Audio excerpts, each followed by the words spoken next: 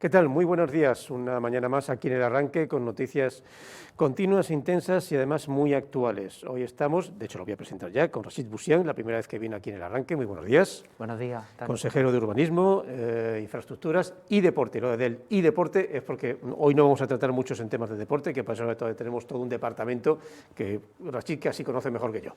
Le pido un minuto porque vamos a hacer un pequeño avance de las noticias, resumen de las noticias de ayer y hoy, que como ustedes se pueden imaginar, al igual que hicimos ayer, es prácticamente un monográfico. ¿De qué? Del COVID.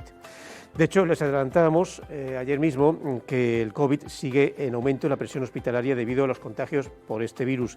Este lunes, martes, ya son 33 las personas ingresadas en el Comarcal, de las que 6, lamentablemente, permanecen en la unidad de cuidados intensivos. En estos momentos, eso sí, hay una pequeñísima noticia buena.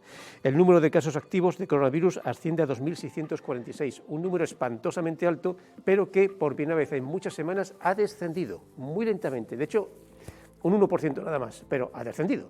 Vamos a ver si este descenso continúa, cosa que según nos han indicado es posible que así sea, hasta un punto de referencia ya por febrero, donde los datos del COVID deberían disminuir con cierta rapidez de aquí a un mes, eso sí. Seguimos con este tema porque el INGES ha recordado, de nuevo, importante, los melillenses, que debido al alto número de contagios por COVID, son las personas vulnerables quienes tienen prioridad en los centros sanitarios. Vamos, que hay que saber comportarse. También ha dado la Dirección Territorial indicaciones sobre cómo actuar cuando alguien dé positivo con una prueba de farmacia. Y es que a todo esto se continúan, de hecho se han aumentado, las nuevas restricciones de salud pública que limitan, recordamos, al 50% el aforo en el interior de los establecimientos de hostelería, donde de nuevo vuelve a estar prohibido consumir en la barra. También se reduce al 75% el aforo en los eventos deportivos considerados multitudinarios y al 50% en los recintos cerrados. Y a todo esto, Salud Pública ha retomado ayer lunes, y se mantiene durante toda esta semana, la estrategia de vacunación para luchar contra el COVID-19. Esta misma semana se va a vacunar con la tercera dosis de la población nacida entre 1983 y 1987.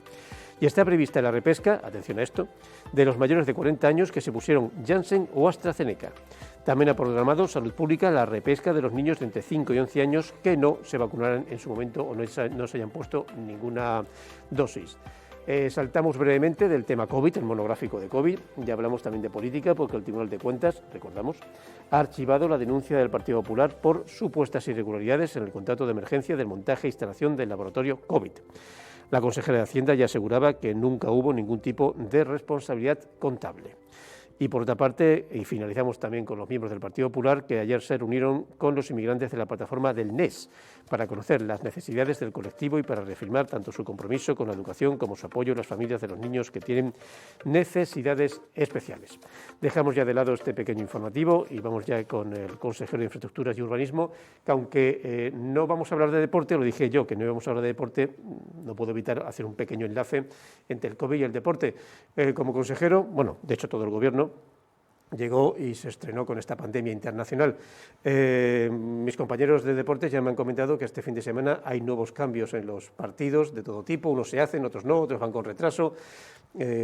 ¿Cómo está afectando esto? Porque usted tiene mayor conocimiento incluso que yo al deporte. Las ligas se pueden retrasar o atrasar, no sé hasta qué punto incluso deportivamente les puede afectar. Así es. Bueno, antes de nada me gustaría enviar un mensaje de ánimo a mi predecesor, en este caso señor Miranda, que viene pasando una hora difícil, se encuentra actualmente hospitalizado, lanzarle un mensaje sobre todo a familiares y allegados, que esperemos que salga de una situación un tanto difícil, así como a cualquier otro hospitalizado relacionado con la COVID-19, y también trasladar el pésame por los últimos fallecidos relacionados con la pandemia.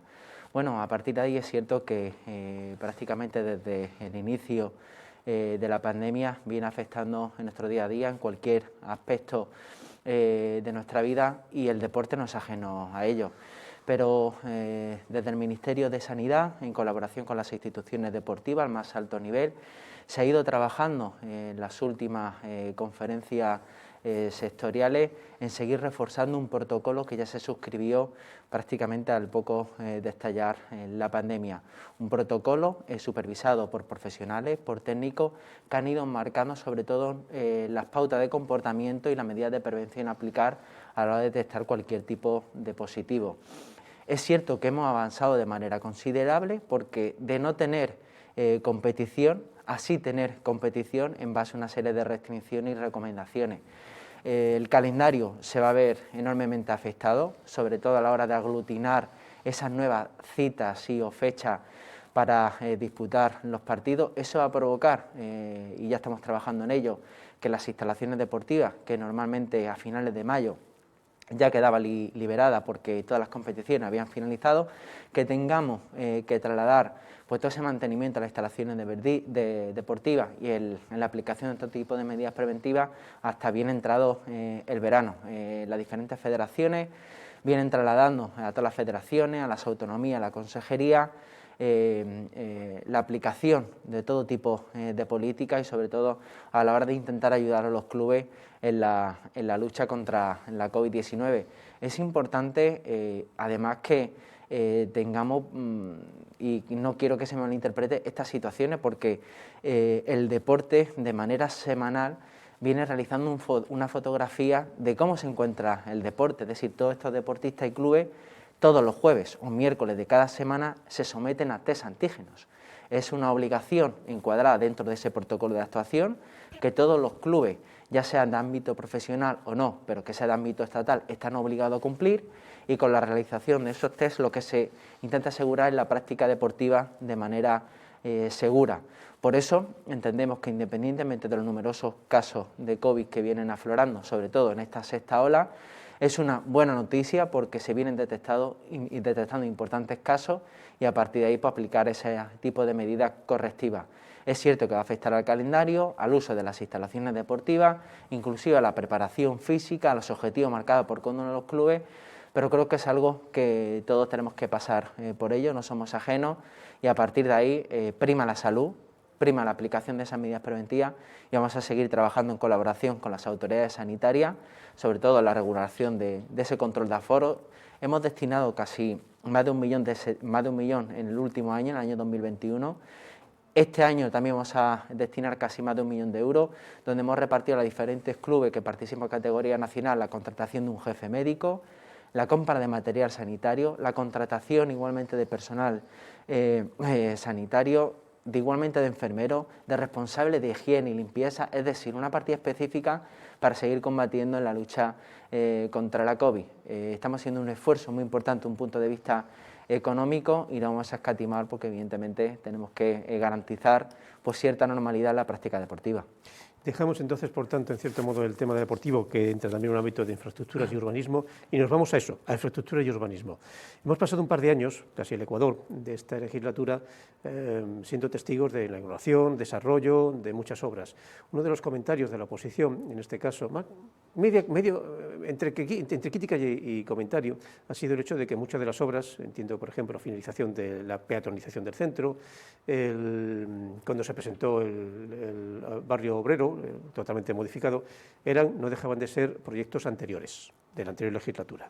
¿Hasta qué punto eso lo entienden como una crítica o hasta qué punto ustedes entienden que bueno, esas empresas o esas ideas o iniciativas tenían al fin y al cabo que finalizar? Es buena pregunta, porque una de las cosas que he aprendido al asumir puestos de tanta responsabilidad, que los proyectos no tienen que ser únicamente de un color político, sino tienen que ser proyectos de ciudad.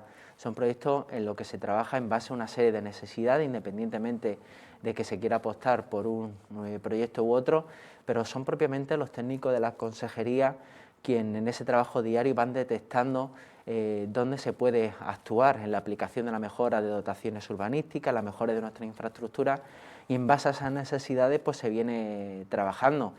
A partir de ahí es cierto que algunos de los proyectos son heredados del Ejecutivo anterior, pero nosotros no rehuimos de esa herencia porque entendemos que al fin y al cabo la ciudadanía se va a ver beneficiado por ese tipo de actuaciones. Es cierto que nosotros podemos revisar esos proyectos, sobre todo para actualizar, como puede ser los precios en la importación de áridos, en el material de construcción, con una frontera cerrada. Aprovechamos esa revisión de esos proyectos para, ¿por qué no?, mejorar la posible actuación, añadiendo otro tipo de mejora, y a partir de ahí lo considero más un comentario, o debo de considerarlo más un comentario, evitar quién se pueda poner en este caso en la medida de respeto, porque y me alejo de cualquier tipo de autocomplacencia. Desde la Consejería estamos escuchando cualquier tipo de petición vecinal al respecto, y si es algo que teníamos sobre la mesa a raíz de una demanda de una comunidad de propietarios o de una barriada, no tenemos que evidentemente dejarlo sobre la mesa porque venga del Ejecutivo anterior, todo lo contrario. Si podemos mejorar lo que hemos heredado, valga la redundancia, pues bien, pero en este caso lo tomo más como un comentario, más que una crítica. Nos hemos encontrado en una pandemia que ha paralizado prácticamente la administración. Son proyectos que se vienen ejecutando ahora mismo, pero que ellos igualmente tenían en cartera desde hace prácticamente 2 legislaturas. Pero el papel lo aguanta todo. Luego, evidentemente, hay que tener la suficiente capacidad, decisión y el compromiso presupuestario para poder aplicar ese tipo de obra. A partir de ahí, no solamente son proyectos que hemos heredado, sino que también nosotros venimos trabajando en la futura proyección de nuevas infraestructuras a lo largo de los próximos años. Seguramente en la próxima legislatura existirá otro consejero de Infraestructura y Urbanismo que asumirá las competencias y se encontrará proyectos en la cual ahora mismo venimos trabajando. Y en este caso, lo último que se me ocurriría es alzar la voz y hacerme como de alguna manera como partícipe o a lo mejor como promotor de ese tipo de proyectos. Lo dicho, yo creo que la ciudadanía se tiene que ver beneficiada por este tipo de proyectos, independientemente del color político o de la persona que en este caso lidere la consejería en cuestión. Ampliación, expansión, si hay algo que ha traído este nuevo presupuesto, incluyendo un crédito de más de 40 millones de euros, es dinero.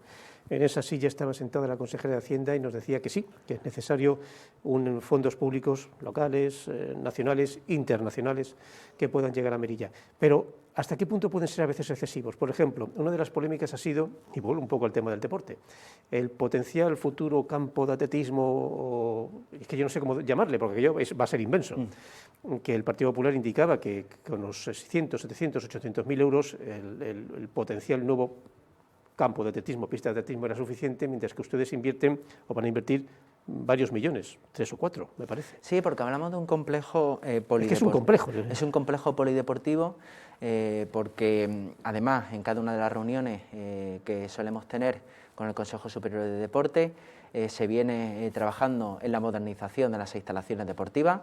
Tenemos una importante carencia con respecto a dichas dependencias, teniendo en cuenta que el número de aficionados y de federados en la ciudad viene creciendo de manera considerable en los últimos años y no se ha trabajado en las últimas décadas para mejorar dichas infraestructuras. Una de las pocas posibilidades de ocio que ofrece nuestra ciudad es a través del deporte, y si Europa ha querido encaminar parte de ese plan de recuperación en el sector de la construcción por ese efecto tractor que tiene sobre otros sectores aledaños, desde el área de infraestructura y urbanismo consideramos que la mejora de nuestra infraestructura deportiva era una buena manera de ofrecer a los melillenses nuevas instalaciones, no solamente en cantidad, sino en calidad.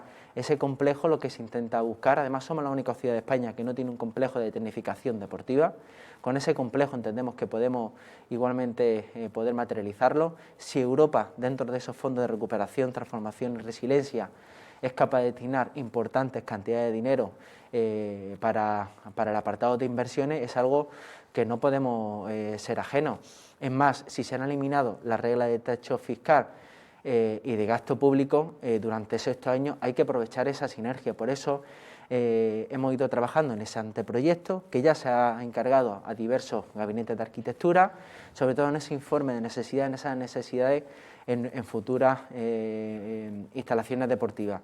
Ese complejo polideportivo no solamente irá ubicada en el nuevo estadio municipal, sino también pistas de pádel, la mejora o la ampliación de la actual piscina, la ampliación de la galería de tiro y de otro tipo de instalaciones con otro tipo de disciplina deportiva.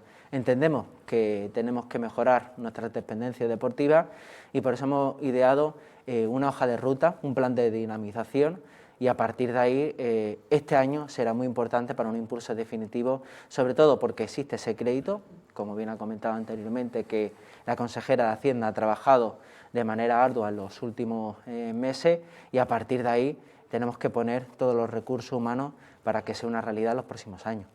Ante esta gran cantidad de dinero para invertir en diversos parámetros, ¿por qué no se ha hecho lo mismo, aunque en cierto modo depende también de autoridad portuaria, para ampliar el famoso muelle de cruceros? Un presupuesto que, si mal no recuerdo, estaba pensado en casi 1.000.000 euros, 800.000, me parece, y ahora se ha quedado en 100.000 euros. La verdad es que ese muelle de cruceros podría ser muy interesante para una ciudad que ahora mismo ve su futuro en el turismo, en las nuevas tecnologías, en un campus universitario, y se ha quedado paralizado.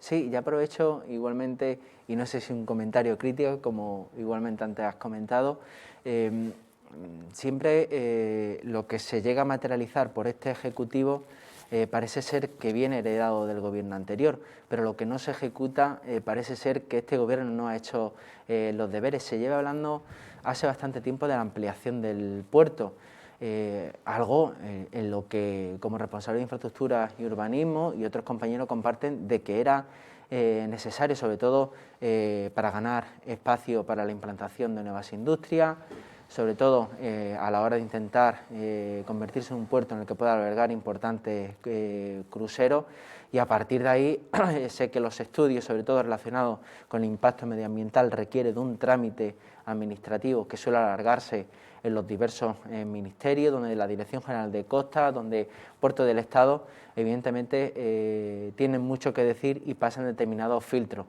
Creo que se perdió un tiempo bastante importante años atrás, donde supuestamente se habían llevado a cabo avances importantes, y me consta que en este caso tanto mi compañero Hassan Mojatar, responsable de Medio Ambiente, como el presidente de la Autoridad Portuaria, viene impulsando de manera definitiva la ampliación de esos dragados. Es una infraestructura necesaria, estratégica. Si Melilla quiere mirar hacia el mar, tiene que pasar por esa ampliación del puerto, la ampliación de esos dragados o pantanal, sobre todo para poder albergar este tipo de cruceros, y me consta que este año 2022 también será definitivo, sobre todo a la hora de impulsar esa infraestructura. ¿La consejería que usted dirige le tiene manía a los árboles? No. Porque la verdad es que hay muchos sectores, no solamente ecológicos, que ya no es que estén en contra, es que ya les tienen pavor. No, es que además me gusta que me haya hecho esta pregunta, porque además aparecen las imágenes del acuartelamiento de Santiago.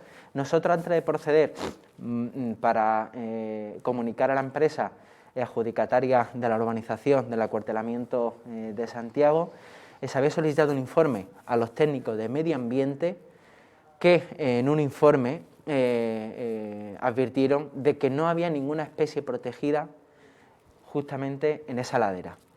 A partir de ahí, la empresa, en base a ese informe, lleva a cabo la tala de dicha especie. En ningún momento el área de infraestructura y urbanismo iba a tomar un criterio o una decisión contraria al informe de los expertos de medio ambiente. A partir de ahí existe una compensación propiamente recogida en el proyecto, con la plantación de determinadas especies dentro del proyecto, es decir, hablamos de más de miles de metros cuadrados en nuevas zonas verdes, así como la compensación de plantación de otras especies en otros puntos de la ciudad. Es decir, existen aquí tres factores fundamentales. Uno, no existe una especie protegida propiamente, así lo han comentado los técnicos al respecto. Existe una compensación que ya aparece en el proyecto, algo que habían reconocido propiamente determinadas asociaciones ecologistas que se reunieron semanas atrás con técnicos de la Consejería de Infraestructura, donde yo también pude participar de primera mano, donde llegamos a un acuerdo igualmente inclusive superior al que aparecía en proyectos, porque cuando se presentan este tipo de proyectos existe un periodo de alegaciones, una exposición pública donde propiamente los ecologistas pueden llevar a cabo reclamaciones al respecto, cómo puede ser el impacto sobre el arbolado de nuestra ciudad. Ellos reconocieron que no presentaban ningún tipo de alegación al respecto. A pesar de eso, llevamos a cabo reuniones al respecto y accedimos a parte de sus peticiones, pero el área de infraestructura y urbanismo, junto con la empresa adjudicataria, a la hora de tomar la decisión de esa tala de árboles fue en base a un informe de los técnicos de la Consejería de Medio Ambiente que advirtieron que no había ninguna especie protegida al respecto. No obstante, existe una compensación propiamente incluida dentro del proyecto, como otra compensación a posteriori, por unas imágenes que ciertamente que ante la opinión pública puede chocar al respecto, pero que hay una explicación detrás de todo eso. A mí personalmente tuve una experiencia personal casi irónica, porque mis padres viven cerca, fui con el vehículo y entonces, claro, por el rabillo del ojo izquierdo pensé, hay algo que no hay. Tuve que dar la vuelta a todo.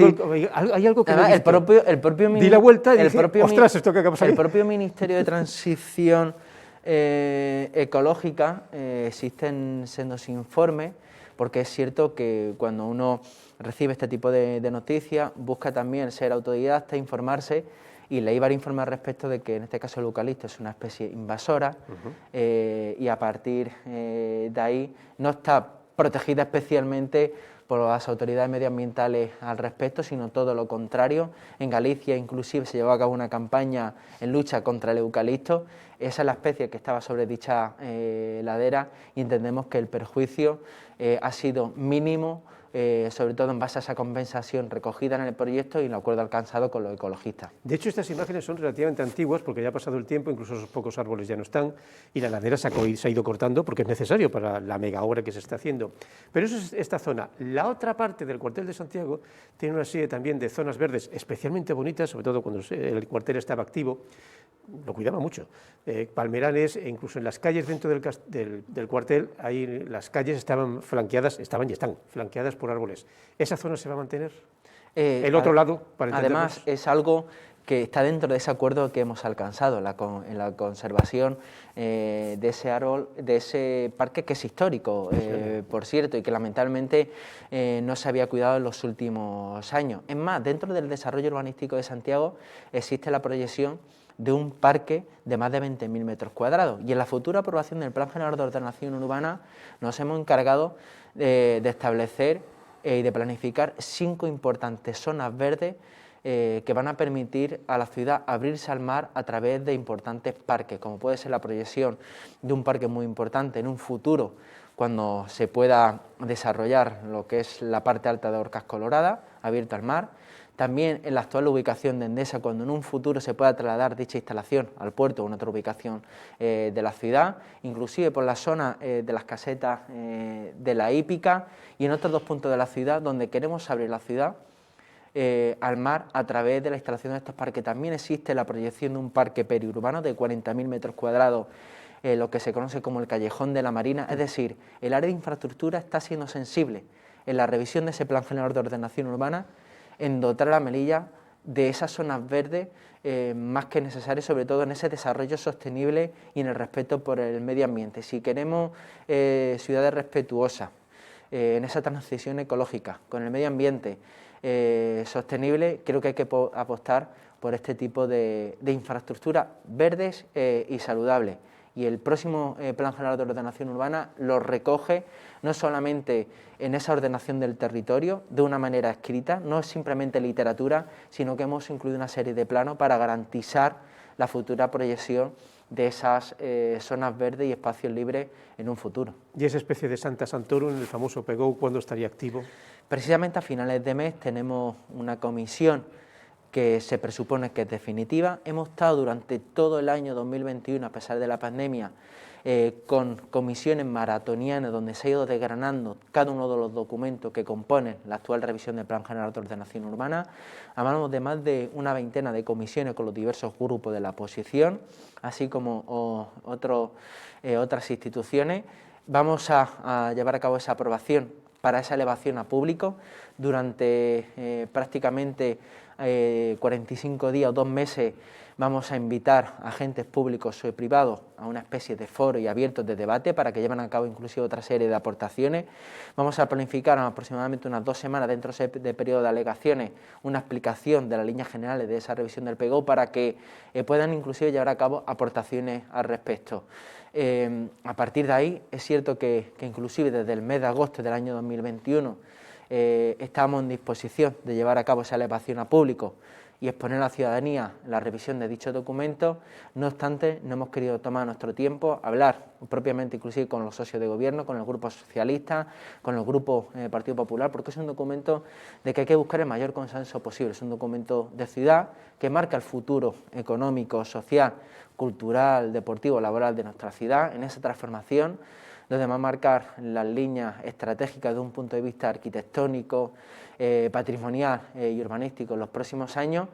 Es la única ciudad de todo el territorio nacional que en la actualidad tiene un PGO que data del año 95 y la ciudad se ha visto transformada de manera considerable y aún así no hemos sido capaces de sacar adelante una ordenación urbana que hubiera corregido no solamente desequilibrio estructural de un punto de vista de las infraestructuras, sino también social y cultural.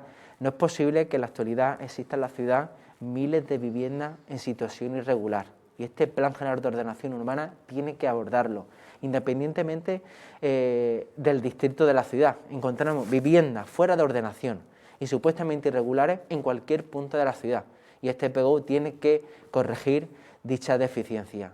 Un plan, como su nombre indica, no puede ser ordenado si no, evidentemente, regularizamos todas estas viviendas. Además, que eso va a incidir luego positivamente en la arca de la ciudad de manera directa e indirecta, provoca inclusive una estabilidad social y familiar, el hecho de disponer un hogar completamente legalizado, regularizado, que inclusive puede servir de aliciente para generaciones futuras, porque siempre tenemos ese sentimiento de querer disponer una propiedad, no solamente como melillense, sino es una cultura muy arraigada española dentro de la Unión Europea, y yo creo que el plan es vital sobre todo por estos condicionantes. Por eso hemos querido tomarnos, sobre todo el último tramo del año 2021, en poner a puntilla este tipo de cuestiones. Y hay un cierto acuerdo para firmar de forma común con la oposición, a diferencia del plan estratégico, que la cosa pinta mal. Hay que recordar que nosotros hemos querido aprovechar el camino recorrido de la anterior revisión, que data del año 2011, donde se había progresado hasta un 60% del actual PGO, es decir, que nosotros hemos revisado un 40%.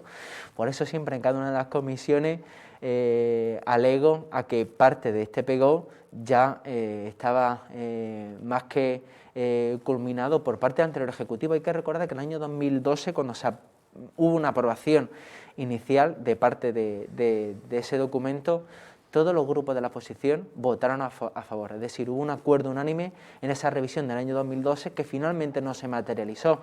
A partir de ahí, nosotros hemos ido trabajando prácticamente al inicio de la legislatura en la actualización de la normativa urbanística, nueva normativa medioambiental, en los nuevos informes sectoriales que dependen de otros ministerios. ¿Qué quiero decir con informes sectoriales? Porque en este caso AENA tiene mucho que decir, sobre todo en la servidumbre aeronáutica, sobre todo luego lo que se conoce como el mapa de ruido, por ejemplo, el hecho de poder autorizar la construcción de viviendas en carreteras farjanas porque existe una cercanía con respecto al aeropuerto. Luego la Confederación Hidrográfica de Guadalquivir ha ido detectando nuevas posibles zonas inundables de la ciudad, de aquí por ejemplo, a un centenar de años. Es algo que igualmente tiene que recoger el PGO y son situaciones que hemos tenido que ir actualizando porque propiamente la ciudad se ha ido desarrollando desde el año 95, del año 2011 hasta la actualidad. Nos hemos encontrado igualmente con un cierre fronterizo que también cambia inclusive nuestra forma de percibir la ciudad, porque el anterior PGO había recogido nuevos espacios industriales en otros puntos de la ciudad, pero con una frontera cerrada no sé si nos conviene o no seguir manteniendo tanto espacio para esa zona industrial. Yo creo que la ciudad debe seguir transformándose, tiene que plantearse un proyecto de futuro y a partir de ahí, como responsable igualmente de deporte, puede ser un sector a explotar en los próximos años, el turístico, pero siendo conscientes de nuestras limitaciones. Por ejemplo, no podemos competir por momento con una playa caribeña, pero sí podemos ofrecer una playa que no tiene nada que envidiar, por ejemplo, a la Costa del Sol y ofrecer otra serie de elementos añadidos desde un punto de vista patrimonial, arquitectónico, en esa ciudad de cultura, en esa ciudad gastronómica, en una ciudad también deportiva, joven. Es decir, que el PGO también tiene que recoger esas líneas maestras para poder materializarla en un futuro. Por eso es un documento esencial y que, como bien indica, hay que buscar ese consenso. Se ha aparcado aquel proyecto, vamos a dejarlo singular, que era aquello de cimentar o permitir que el Río de Oro fuera navegable? Bueno, en este caso me consta que el área de medio ambiente está con ese proyecto. Compéteme a la Consejería de Medio Ambiente poder dar más luz en ese sentido. Nosotros estamos obligados a ordenar desde un punto de vista urbanístico ese tipo de zona. Es una zona, evidentemente, que Confederación igualmente depende del Estado, y Medio Ambiente y la Confederación Geográfica de Guadalquivir podrá plantear si ese proyecto puede ser viable en un futuro o no. Y ya por último, en uno de los proyectos de viviendas, tuvimos aquí la presidenta en Vismesa hablando de los típicos construcciones relativamente pequeñas pero constantes que tiene Vismesa, siempre ha ocurrido en todas las legislaturas, y luego pues el gigantón del cuartel de Santiago. ¿Qué vendría después? Sobre todo porque el tema de la vivienda sigue siendo un problema bastante serio en Mérida. Claro, hemos visto imágenes anteriormente del cuartelamiento de Santiago, que se está desarrollando urbanísticamente con Gabriel de Morales, donde ya existe la proyección de 66 viviendas, donde ya se ha adjudicado el proyecto. Luego existe una segunda parcela de unas 27 viviendas. Dentro de ese desarrollo urbanístico va la urbanización de las dos parcelas, de las 66 viviendas, de las 27 restantes. Cuando recibimos la visita del ministro o del anterior ministro de Transporte, Movilidad y Agenda Urbana, que tiene asumidas las competencias de vivienda, la directora general de proyectos de este tipo de vivienda de protección oficial abogaba por la regeneración urbana y de determinados barrios a través de la construcción o de la pequeña construcción de promociones no muy grandes en determinados puntos de la ciudad. Es decir, por ejemplo, lo que se conoce como el rastro, años atrás se ha ido construyendo determinadas promociones de 25, 27 viviendas de protección oficial, pero alrededor se crea otro tipo de sinergia y de nuevos establecimientos, de locales comerciales, culturales, educativas, y van buscando esa regeneración en esos puntos de la ciudad. En Santiago va proyectada en ese primer plan director la proyección de 350 viviendas. El primer proyecto, que era un proyecto anteriormente también dibujado por el anterior ejecutivo, habían proyectado la construcción de 700 viviendas, pero había que evitar una mayor concentración, convertir eso en un gueto, porque tampoco hemos encontrado en una zona céntrica, además del Parque Hernández, otra zona verde de relativa importancia. Por eso hemos dado prioridad en el cuartelamiento de Santiago, a pesar de esas imágenes de esa tala de árboles, al mayor desarrollo, a mayor ocupación de zonas verdes y limitar el número de viviendas. Se viene buscando ese concepto de ciudad compacta, de distrito único, con pequeñas promociones de viviendas de protección oficial en determinados puntos de la ciudad, con determinadas infraestructuras culturales, deportivas y sanitarias dentro de ese distrito único, y este PGO que vamos a aprobar es lo que se intenta proyectar, no solamente en esa infraestructura, sino también con respecto a vivienda. Hay que combinar importantes promociones, aprovechar esos espacios que está liberando Defensa, porque existe una carencia muy importante. Hay un convenio en la actualidad restante de 25 millones de euros, la futura proyección de esas 66 viviendas, pero también de 140 viviendas más, que expira en el año 2025, pero que ya venimos trabajando para que a partir del año 2025 ese convenio se prorrogue para la construcción de viviendas o bien en Santiago o bien en otros puntos de la ciudad. Y la zona del antiguo cuartel de caballería, que por cierto incluye una pequeña pero preciosa zona verde, que también están temiendo que desapareciera, ¿eso dónde y cómo acabaría en manos de ustedes, en manos del sector público? Bueno, en este caso, si me permite la expresión, con la Iglesia hemos topado, sí, porque en este caso ha sido el Ministerio de Defensa quien ha desarrollado, en base a sus intereses, el acuartelamiento de caballería. Nosotros hemos actuado como policía urbanística. ¿Qué quiero decir? Ellos han contratado un gabinete de arquitectura de la península, han presentado un posible desarrollo con el establecimiento de espacio hotelero, de futura construcción de vivienda, de una zona comercial, de una zona industrial, de una zona educativa, de una zona social, y nosotros, en base a la actual normativa urbanística, hemos indicado que está dentro de esos parámetros que marca nuestro ordenamiento jurídico, es decir, en 60.000 metros cuadrados, única y exclusivamente para que la gente entienda, no solamente puedas construir viviendas, sino tienes que llevar a cabo un reparto proporcional para desarrollar esa zona. A partir de ahí nos han presentado una serie de proyectos. Nosotros hemos dado lo que es de un punto de vista urbanístico, pero no hemos tomado ninguna decisión respecto a la futura distribución. Hemos recomendado, en base propiamente a nuestro criterio, hemos querido por momento tener la osadía de querer gobernar parte de ese plan director que ya han presentado para desarrollar esa parcela, pero como he dicho anteriormente, propiamente el Ministerio de Defensa, de manera legítima, tiene sus intereses, en un futuro quiere desarrollar una zona, es una zona muy importante, en primera línea de playa. No obstante, vamos a estar en conversación con el Ministerio de Defensa, concretamente con el Instituto Nacional de Infraestructura, Equipamiento y Vivienda, que depende de dicho ministerio, sobre todo para nuevos planteamientos en un futuro. No tenemos que huir a ese desarrollo de caballería, y donde igualmente, sé que a mucha gente le preocupa, se respetan importantes zonas verdes. Pues con esta amalgama de datos estadísticos presentes y futuros, nosotros nos despedimos del consejero de Infraestructuras y Urbanismo, y Deporte, Rachid Bouchian. Agradecemos esta primera presencia en el arranque, habrá más, y nos despedimos con un ya potencial viaje a la Fitur, ya que se prepara, ¿no? Sí, mañana a primera hora. Fitur va a ser la consolidación de la marca Melilla Sport Capital, porque a la gente le parecerá, y siempre recurre a ello, pues un logo llamativo, inclusive similar al de Barcelona 92, pero se va buscando eso, intentar abrir a nuestra ciudad a través del deporte. Turismo y deporte creo que pueden ir de la mano, es un turismo familiar, joven, dinámico.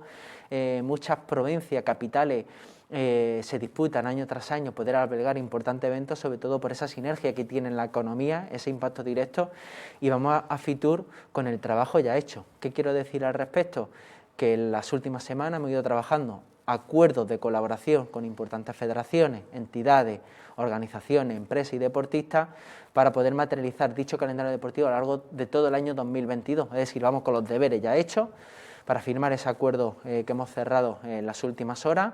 Y tenemos una agenda muy interesante, porque otras federaciones, viendo la proyección de nuestra marca a nivel nacional e internacional, han tocado a la puerta de la consejería para poder llevar a cabo otro tipo de actividades en la ciudad de Melilla. Eso es una buena noticia, porque al fin y al cabo se viene demostrando que nuestra presencia de Fitur está más que justificada. Es algo tangible, es decir, lo que presentamos en Fitur dentro del área de deporte es algo que luego se va a materializar a lo largo de todo el año, y por eso mucho más lejos de cualquier tipo de crítica al respecto, el área de deporte viene demostrando que nuestra presencia de Fitur se materializa a lo largo de todo el año con la organización de importantes eventos. Así que muy contento de seguir participando en Fitur. La marca Melilla, no solamente Melilla Sport Capital, se ve reforzada a través del deporte, y creo que tenemos que seguir potenciándola. Pues con ese mensaje deportivo nosotros nos despedimos, y de Fitur enviaremos además un equipo de Televisión Melilla y a Fitur, con lo cual todo lo que nos ha comentado Rachid Bouchian serán ustedes testigos a partir de mañana. Y también nos despedimos hasta mañana, porque en unos minutos comienza el magazine. Mañana, si la agenda lo permite y si no nos hace, digamos, una espantada por temas de trabajo, que creemos que no, la delegada del Gobierno, Sabina Moch. Hasta mañana.